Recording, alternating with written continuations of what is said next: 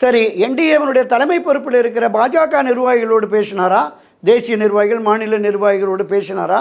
இந்த ஒருங்கிணைந்து நாம் இந்த தேர்தலை எதிர்கொள்வோம் என்று அவர் பயணப்பட்டாரானா? இல்லை.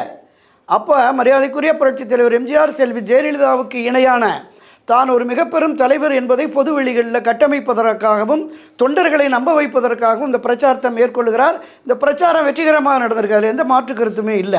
வெற்றிகரமாக நடந்திருக்கிறது, வெற்றிகரமாக நடந்திருக்கிறது. நிறைய கூட்டங்கள் வருகிறது, ஆனால் வாக்குகள் கிடைக்குமா?